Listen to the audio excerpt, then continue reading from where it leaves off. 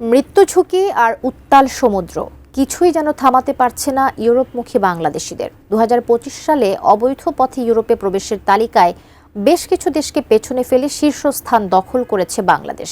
Frontex ও UNHCR এর এক প্রতিবেদনে উঠে এসেছে এমনই সব চাঞ্চল্যকর তথ্য। প্রশ্ন উঠছে, কেন বাড়ছে এই মরণপণ যাত্রা? বিস্তারিত সাদিয়া সিদ্দিকার রিপোর্টে।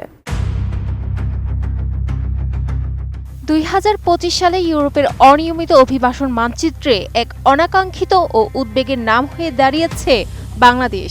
জাতিসংঘের শরণার্থী সংস্থা ইউএনএইচসিআর এবং ইউরোপীয় সীমান্ত ও উপকূলরক্ষী সংস্থা ফ্রন্টেক্সের সর্বশেষ যৌথ অনুসন্ধান থেকে প্রাপ্ত তথ্য অনুযায়ী চলতি বছরে অবৈধ পথে ইউরোপে পৌঁছানোর অভিবাসীদের তালিকায় শীর্ষস্থান দখল করেছেন বাংলাদেশিরা। সংস্থা দুটির প্রতিবেদনে উঠে এসেছে, ২০২৫ সালের প্রথম ১১ মাসে ইউরোপীয় ইউনিয়নের বহিঃসীমান্তে সবচেয়ে বেশি শনাক্ত হওয়া জাতীয়তার মধ্যে বাংলাদেশিদের সংখ্যা সর্বোচ্চ। আফ্রিকা ও এশিয়ার বিভিন্ন দেশ থেকে আসা অভিবাসীদের ভিড়ে বাংলাদেশিদের পর এই তালিকায় মিশরীয় ও আফগানদের সংখ্যা উল্লেখযোগ্য। RICL TMX, যুগের পর যুগ স্থাপনা থাকে মজবুত। ফ্রন্টেক্সের দেওয়া বিবৃতিতে স্পষ্টভাবে বলা হয়েছে, সীমান্ত নিয়ন্ত্রণ এবং মানব পাচার বিরোধী কার্যক্রম পূর্বের তুলনায় অনেক বেশি জোরদার করা সত্ত্বেও বাংলাদেশিদের ইউরোপমুখী অনিয়মিত যাত্রার প্রবণতা মোটেও কমেনি, বরং বৃদ্ধি পেয়েছে।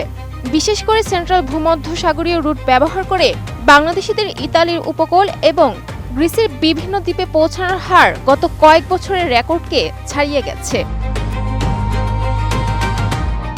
এই বিপজ্জনক যাত্রায় লিবিয়া ভিত্তিক শক্তিশালী মানব পাচারকারী নেটওয়ার্কগুলো প্রধান ভূমিকা পালন করছে।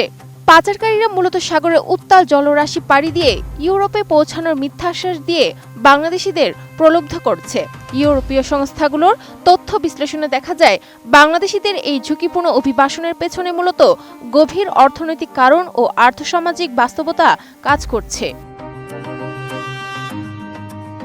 ফ্রন্টেক্সের ভাষ্য অনুযায়ী দেশে ক্রমবর্ধমান অর্থনৈতিক চাপ, কর্মসংস্থানের তীব্র সংকট এবং বিদেশে গিয়ে দ্রুত ভাগ্য পরিবর্তনের প্রত্যাশা অনেককে এই মরণপণ ঝুঁকি নিতে বাধ্য করছে।